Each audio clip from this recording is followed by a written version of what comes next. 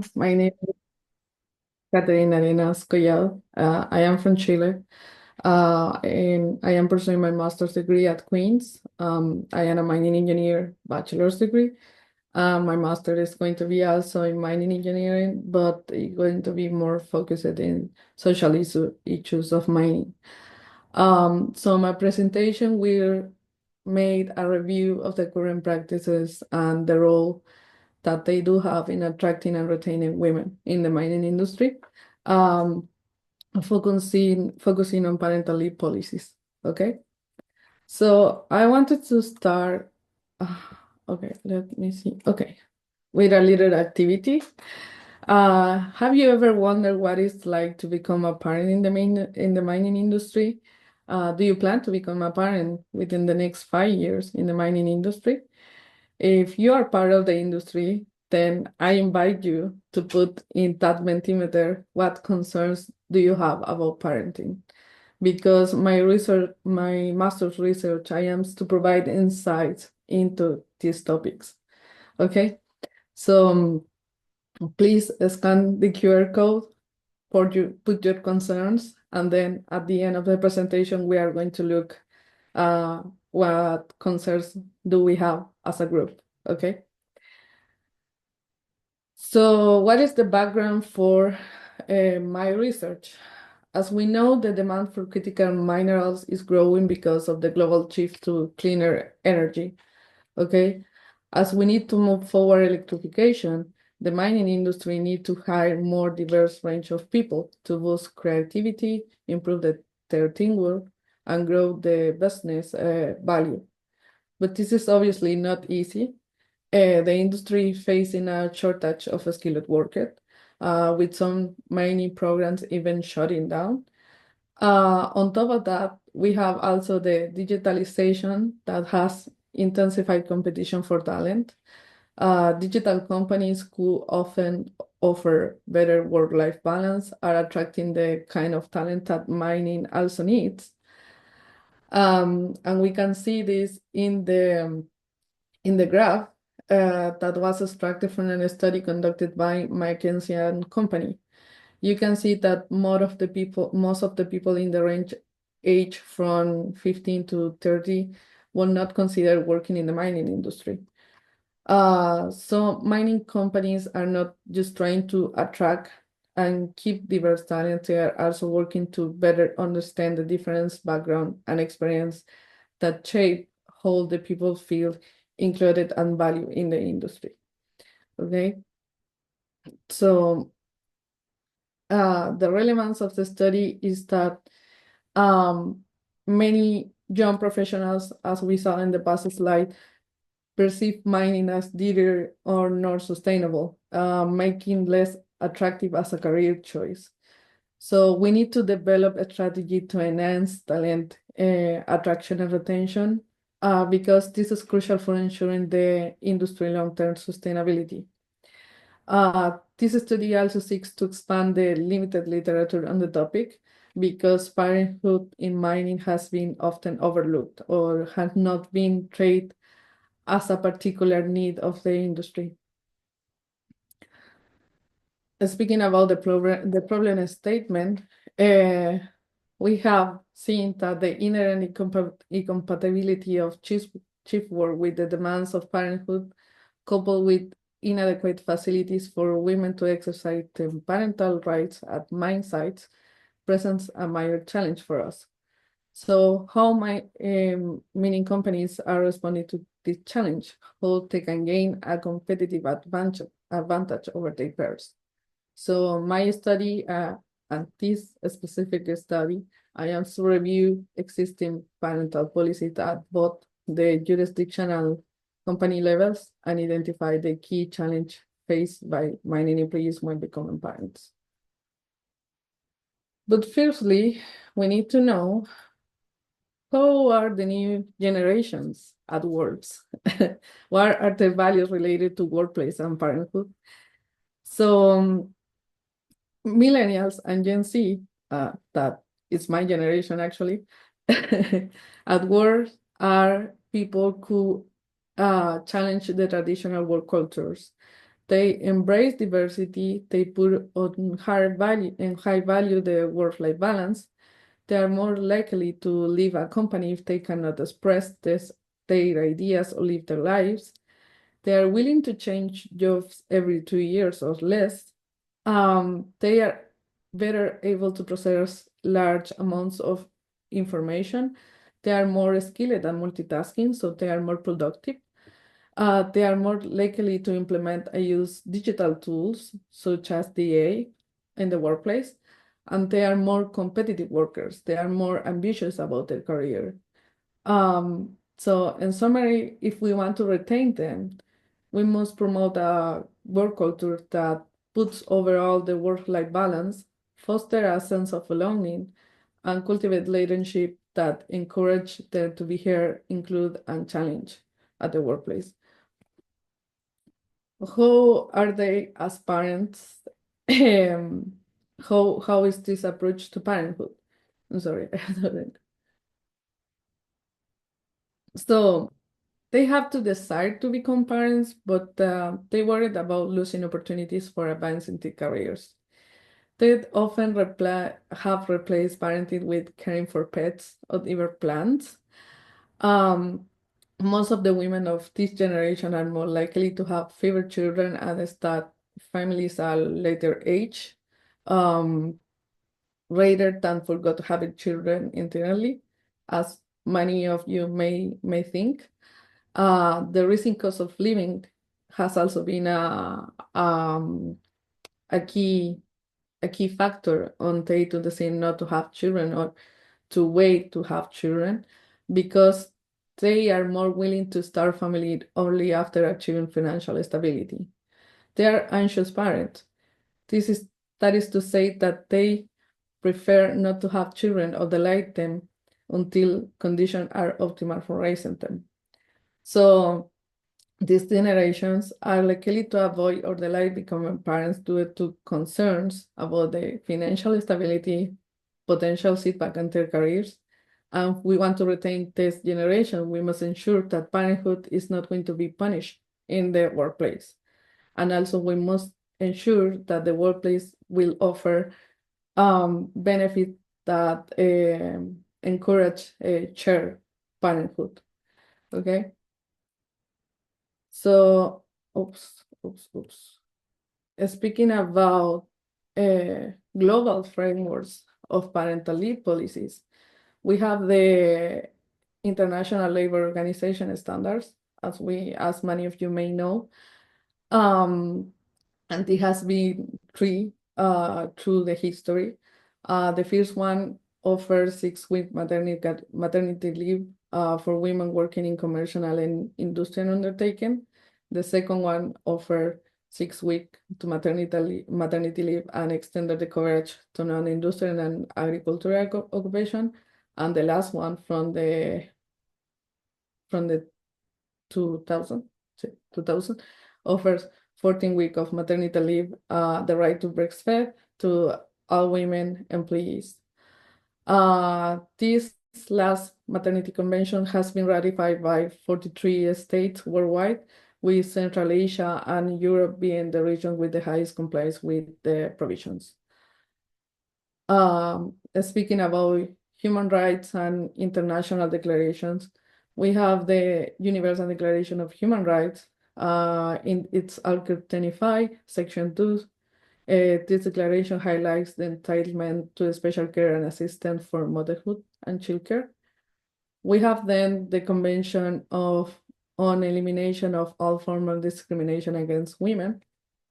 This aims to provide the right to maternity as well as paternity leave, prohibit layoffs during pregnancies, encourage provision to enable parents to maintain a work-life balance, offer special protection for pregnant women if they work could harm them during pregnancy, and ensure attainment to payment during maternity leave. And then at the last, we have the Convention on Rights of the Child. This convention broadens the scope and support and special assistance for parents and legal guardians, and encourage state parties to take responsibility for supporting childcare for working parents. Okay, I am speaking about this regulation because these are global regulation. Most of the jurisdictions, most of the countries shape their laws from this kind of regulatory frameworks. Okay, so speaking about the Universal Declaration of Human Rights, authors like Musasa and Atami and Hamilton have pointed out that this declaration reflects the gender bias at the time it was developed, at its lack of gender-neutral language, and excluded relevant groups such as single, widowed, and divorced women, among others.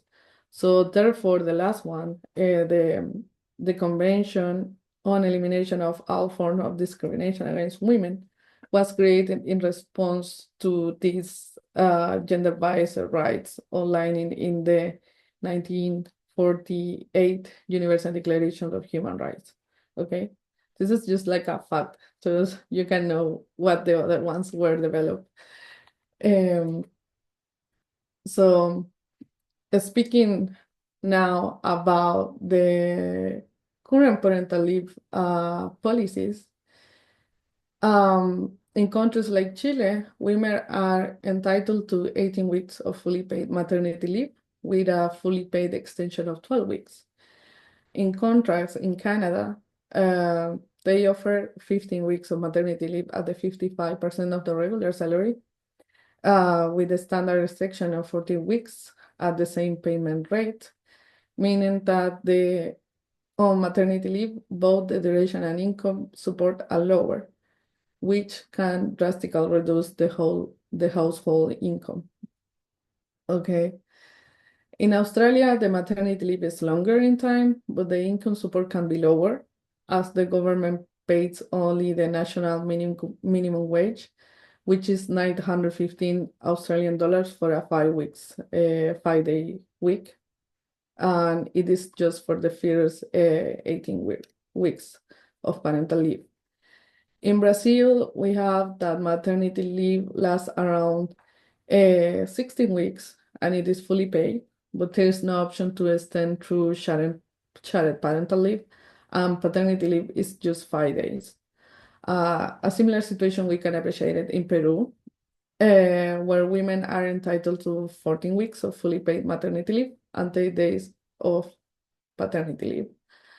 And we can see less supported options in countries like Ghana and South Africa, where in Ghana, the government provides you with 12 weeks of maternity leave with no extension and no paternity leave.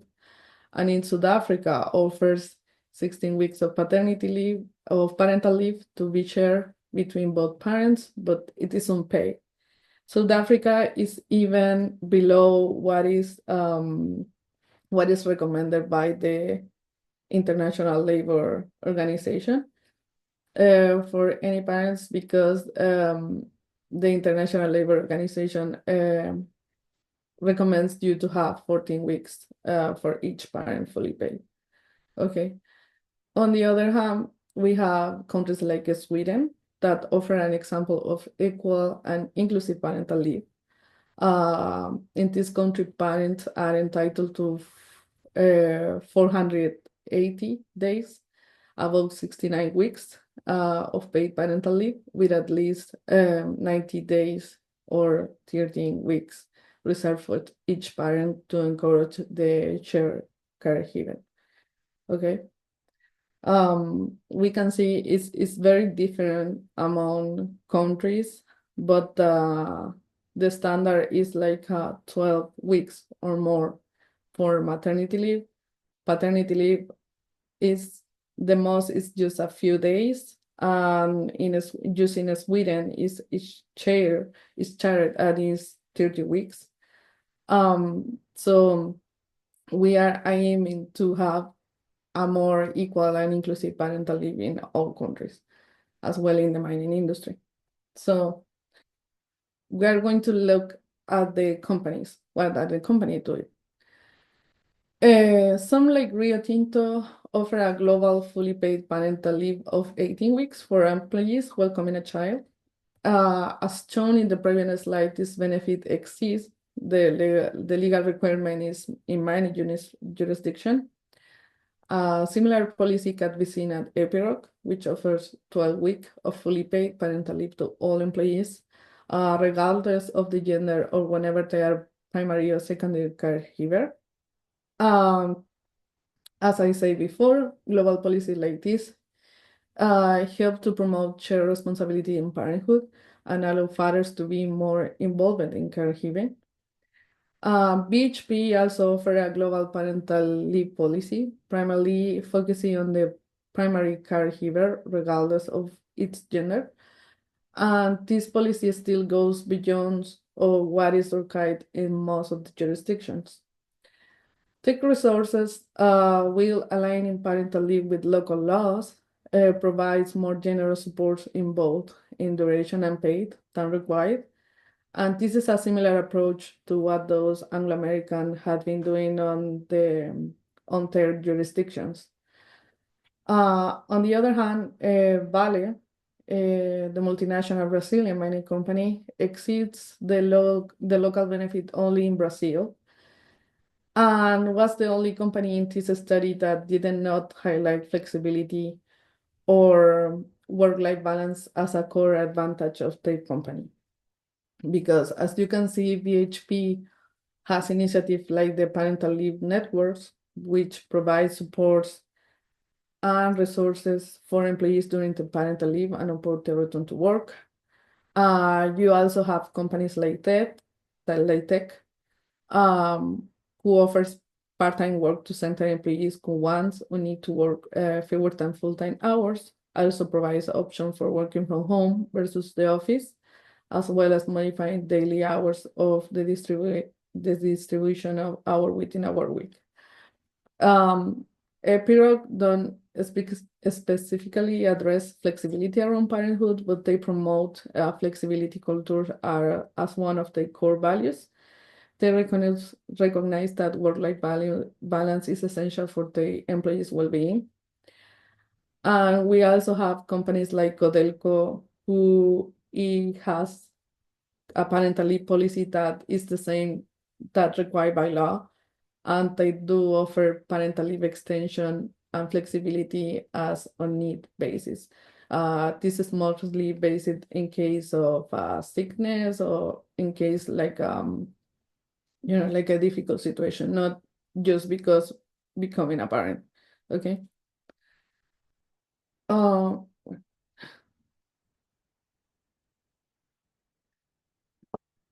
so we want to know how does this affect the performance. So we study the female composition in mining companies and the jurisdictions. And we discovered that companies that offer more support for parenthood are likely to be more attractive to female employees.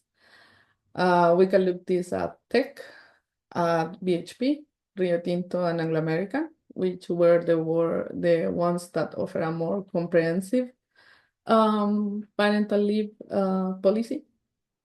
In the case of Epiroc is a little bit special, but we are going to speak about that later, because Epiroc, as a provider of the mining companies, they do have to deal with operational roles.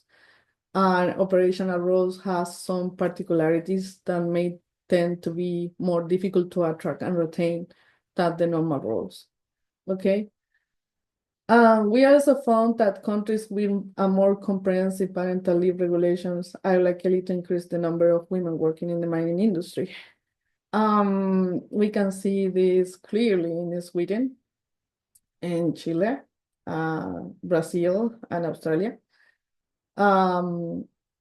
Maybe like a quick fact is that the female composition, the number of women working in the mining industry in Canada has been decreasing instead of rising.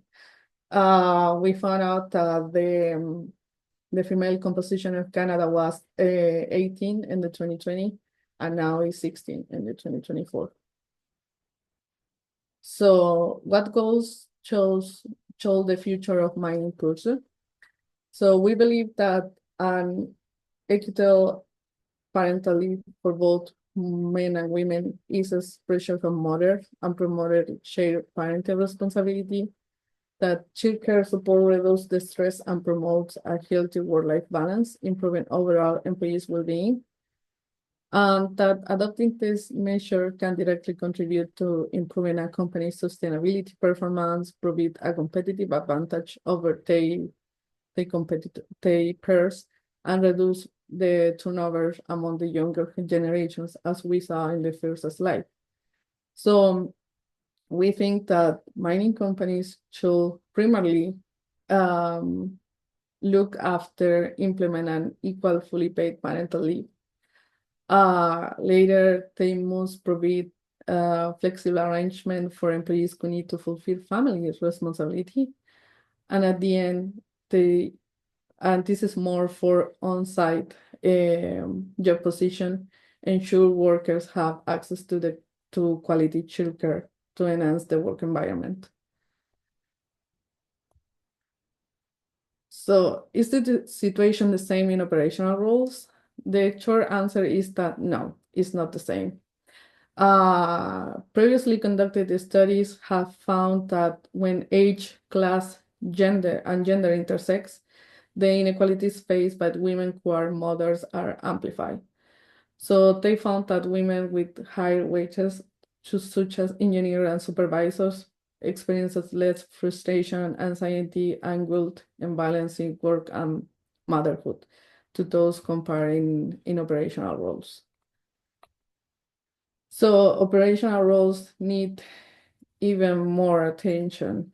Since mining is often conducted in remote or flying areas, on-site women workers face particular challenge in accessing childcare when they return to work.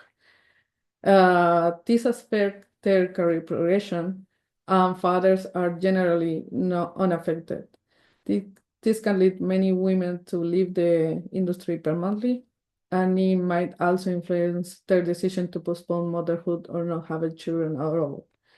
So you also may don't know, but most of women working in the mining hold off-site position because it is easy for them to balance motherhood and their careers. And in this section, I wanted to include some quotes from Pamela Carr's study, because I think they represent the feeling of many women that work in operational roles, how they do feel about their motherhood and about their career progress. So it's the same person, operator one, 30 years old, and she said that to the interviewers that you can understand how anxious I feel when I am over here. I don't know how they are doing. Maybe something happened to them. Maybe they fell. I am very apprehensive. I have made some painful memories. Once my eldest child said to me, "Mom, you didn't come to the Mother's Day celebration." That broke my heart. And speaking about her career promotion, she said that it does have an influence on promotion because I had prenatal and postnatal leave, and that affected me. There is a ranking. Why does this affect me when it's natural for us women? I think that is a negative thing. Um, so what are our next steps in my research? I say or because it's me and my advisor, okay? So this was the study that I presented to you, the review, the results, and everything was part of the literature review report, which was the first step. Then we are going to apply a survey in 3 different mine sites. For that, we need to generate a letter of information. We needed to go through an ethic board reviews from the mining company that is going to be applied from the university. Okay, this is the current step of the study. We are now seeking for the application of the survey. Then we are going to present the results, the analysis, the discussion, the findings. And at the end, I'm going to submit my thesis, obviously. What we expect to find through this future work. So based on this review, we expect to find significant differences in challenge faced by women and men, as well as variation depending on the income and age. So companies frequently assume that treating all genders equally will promote inclusiveness. However, this approach overlooks gender difference, making it difficult to address the unique needs that each gender faces, especially women who, unlike the male counterpart, often spend their free time on parenting and doing domestic work. On the other hand, systematic barriers also have been limiting men's ability to fully exercise their roles as fathers, because many men have reported concerns about losing career advancement opportunities, which often leads them to take less parental or paternity leave than the one that they are entitled to or forgot it entirely. So I wanted to end my presentation with this, again, a quote from this study that say that women cite that they give up their children because they prefer to have a professional career, in quoted marks. But I believe that that is not a free decision, because environmental conditions force you to make that decision. If the physical condition of the task, the infrastructure, the working hours, level of flexibility really existed, then I think that that will be reversed. And that is also what we think about the things that we had in the research. I think that if we implement a more equal, fully paid parental leave policy through the different mining companies, then we are going to attract more female employees. If we show that we can do an exciting career in mining, and their career progress will not be hindered by becoming a mother, that parenthood will not be punished, then female workers will want to join into the mining industry, and they will want to stay in the industry. That is the final message of all of this. So thank you for your attention, and let's take a look of the Mentimeter activity. All right. Thank you, Catherine. We do have a few questions that came in, so I'm going to read them out to you. That way you don't have to move around your screens. So a challenge that I notice is that most companies comply with the legal requirement for benefits in each country, sometimes exceeding them. However, expat families often receive the benefits from their home country rather than the host country, despite salary adjustments. Parental leave benefits typically remain unchanged. Any comments about the disparity in parental leave benefits between home and host countries for expat families? Wow, this is a difficult question, to be honest. Yeah, because I think it has to be with more like a contracting. But in that case, at least the companies that I have speak of is that when the company parental leave policy exceeds the jurisdiction, however, at home or the country they are working at, they apply the company policy over the jurisdiction one. So maybe if we improve our parental leave in the most of the mining industries, then they are not going to have that gap for expat families, I think. Great, thank you.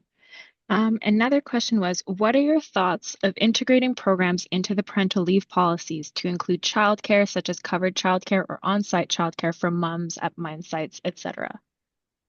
Okay, for me, that is actually a really good idea because the country I came from, which is Chile, the state it's mandatory for the companies to provide childcare subsidiarities for female workers. So for me, it's like something that the states or the mining industry should incorporate. And as I say, for on-site workers, it's even more critical to implement, because it's their main concern when they return back to home to work from after a parental leave policy. So yeah, I think it's actually a step that the mining industry should take in the future. Maybe start with an equal, fully paid parental leave policy, and then to offer a more supportive childcare. Great, thank you. You shared quite a few, well, you shared a couple of negative experiences of women. Did you also get positive experiences with women that you can share here in case somebody's trying to, well, thinking of starting a family? Yeah, but I didn't saw them in a study. I can say that the most of the positive experience are for employees that hold higher positions like engineers, supervisors, and that have come for closer friends, like women that have been working in the mining industry and they did have more income, so they were able to referral the childcare to another person or to another like externalizing their motherhood, you know. So yeah, I have seen a few positive experience, but most of them are not from operational roles. The most of them are from supervisors, engineers, that kind of roles. Yep. Thanks. And you spoke quite nicely of Sweden. Is there a country or a company that's doing it right? Who should we be modeling our programs after? Oh, I didn't get the last part. Who should we be modeling the programs after? So, like a company like childcare or parental leave program, like, is there somebody who's doing it right that can be used as like something to aspire to? Yeah, I didn't get Okay, I'm don't sorry. worry. We will skip that one. It's okay. Um, the last question I have, if anybody else has any questions, please put them in the Q&A in the chat, send it to us somehow. Mhm. Um,